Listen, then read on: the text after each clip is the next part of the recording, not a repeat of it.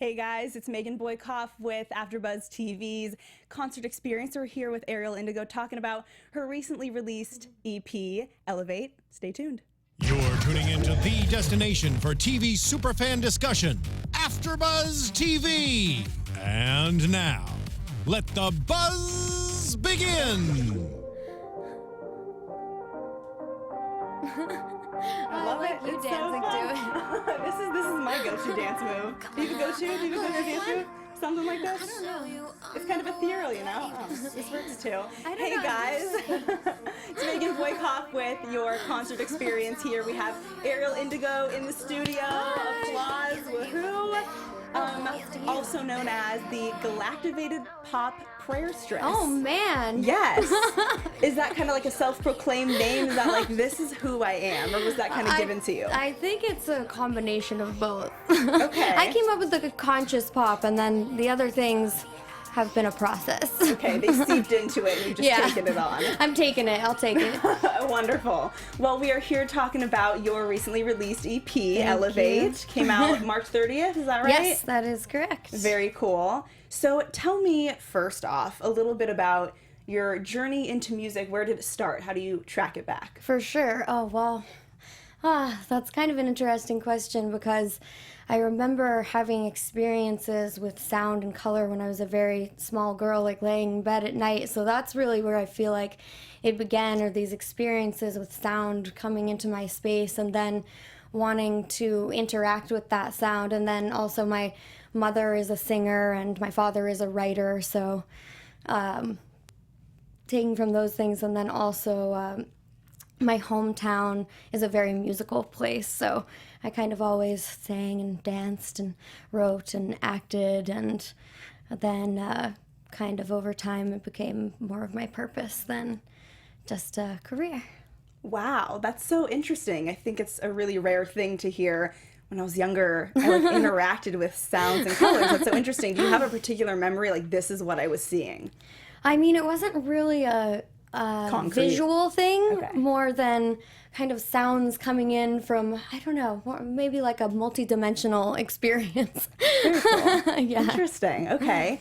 So did you grow up like doing musicals or anything, or did you just kind of dive in? I did musicals and lots of theater, and yes, not very many sports in my upbringing, but yeah, lots of art and music and theater for sure. And eventually one day you were just like, I gotta pursue this as a career. This is my calling. Yeah, I always did all of the arts, and I was just being pulled this way and that and getting these constant creative downloads like, oh, I need to design these clothes or paint this painting or write this thing. And finally I was like, okay, you know how to decide, choose one of these things, focus to actually get something done. And that ended up being music because I felt like it was the least about ego, I guess, and the most about every step of the process was fun and meaningful and etc. Beautiful. Very cool. Thank you. How would you yourself describe your sound? Because when I first heard it, it was like a mixture of a couple different things,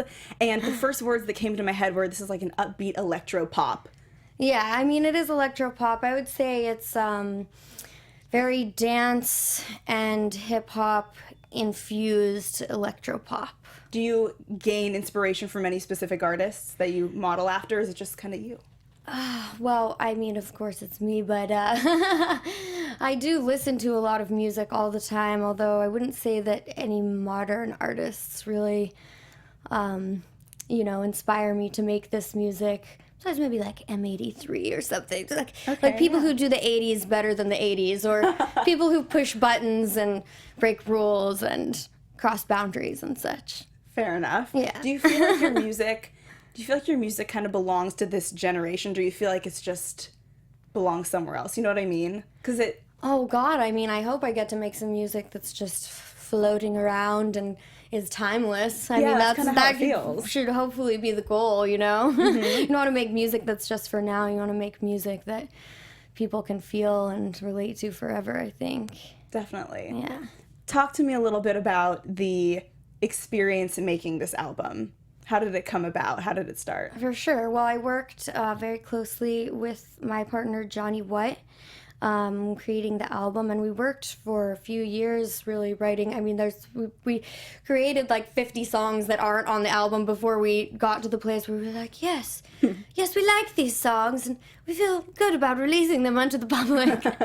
But sometimes he would create an instrumental and then send it to me, and I would write the lyrics and melodies, lyrical melody, or sometimes I would come to him with lyrics and melodies, and it would go the other way around. Sometimes we write together, but that's kind of how it goes. That must have been really hard to have all these songs, and I mean, you put your heart into them, and then you have to cut them away from the EP. Is there ever a time you'll release them, do you think? Maybe. I still like those songs. Sometimes I listen to them. My mom's always nagging me, hey, where's that old song? I'm like, just be quiet about that song. I don't want to hear about it anymore. Oh, it hurts. But yeah, I mean, I think it's always like that. And no, it's not bad because, you know, you want to release the material that you're proud of and that you feel you relate to and other people relate to. So, fuck the old stuff.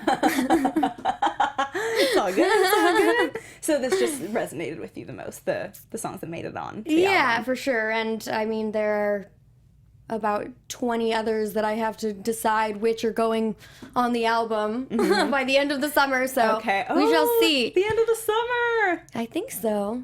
Very exciting. Okay. So we have something concrete to look forward to here. Let's hope so. Current goals. Awesome.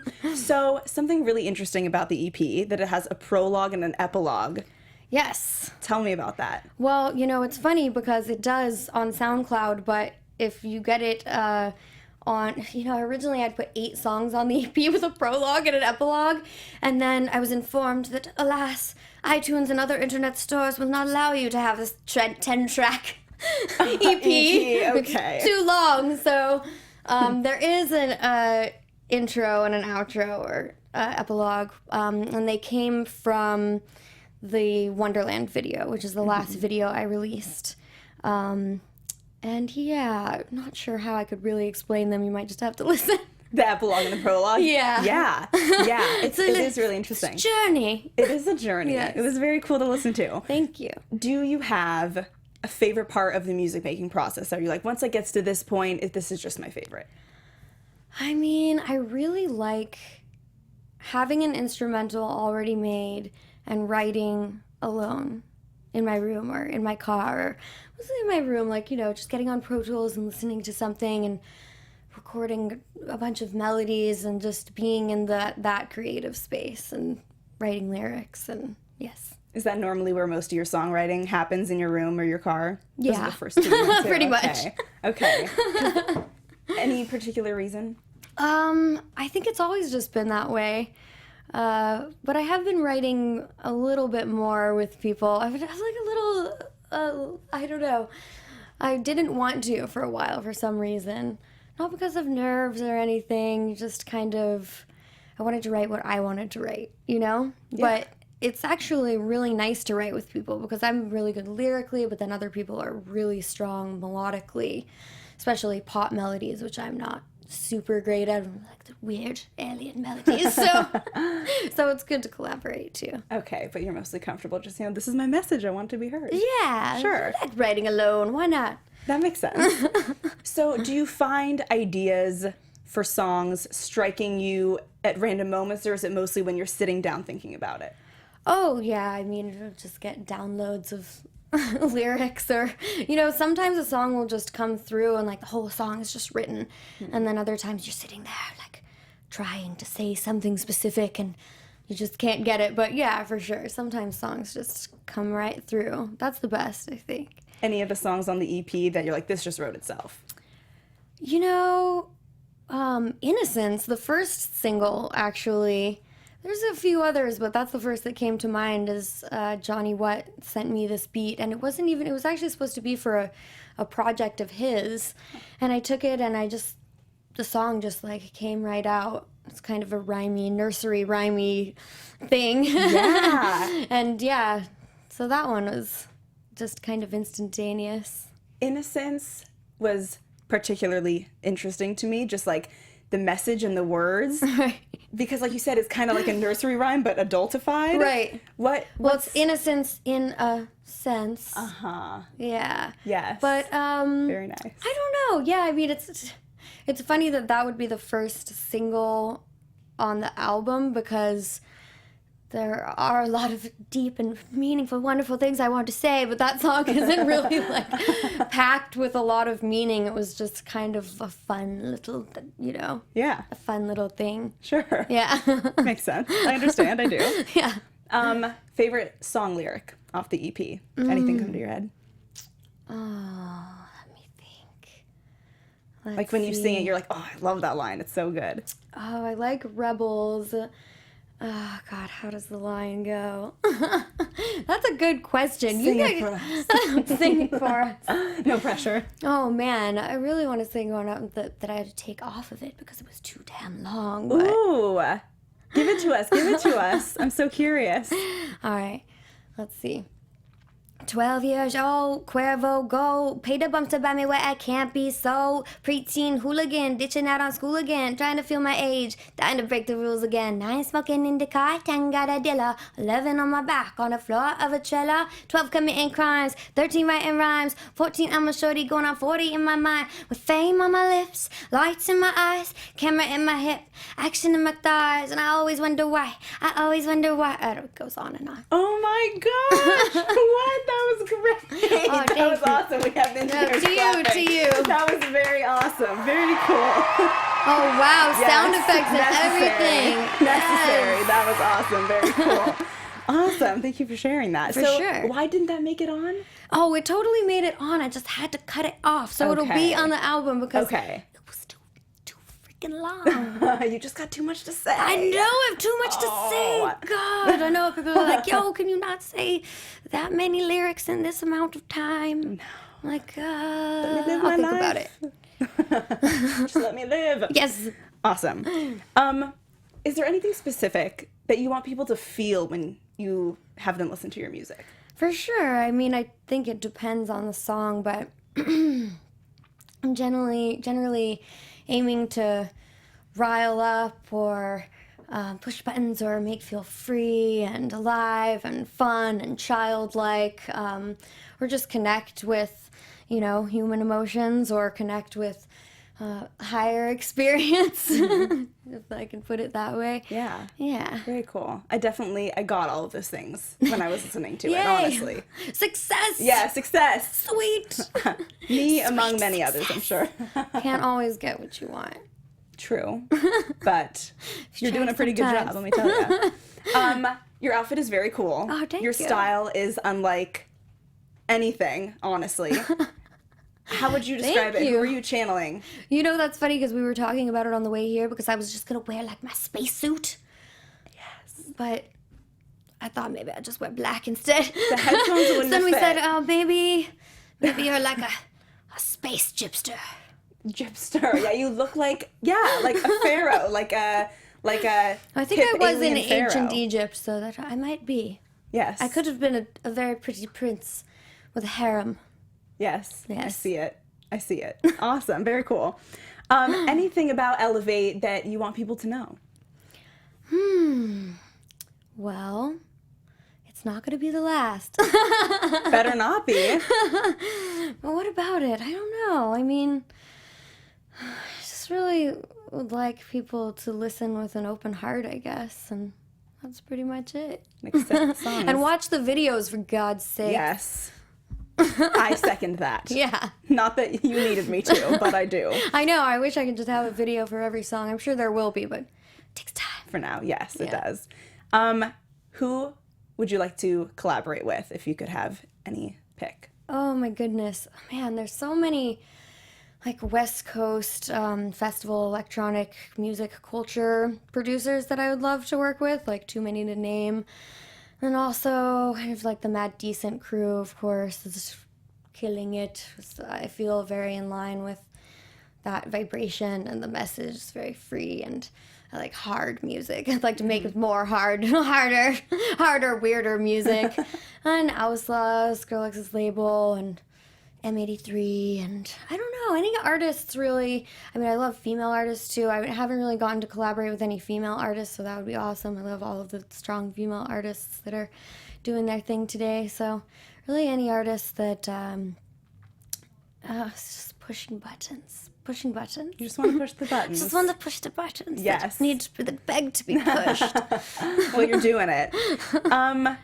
So recently you did a Reddit Ask Me Anything. Oh, God. Did you read that thing? You know, I read a little bit of it, but I didn't want to delve too deep in because I wanted to ask you. I know Reddit, and I know it's a bizarre, interesting place.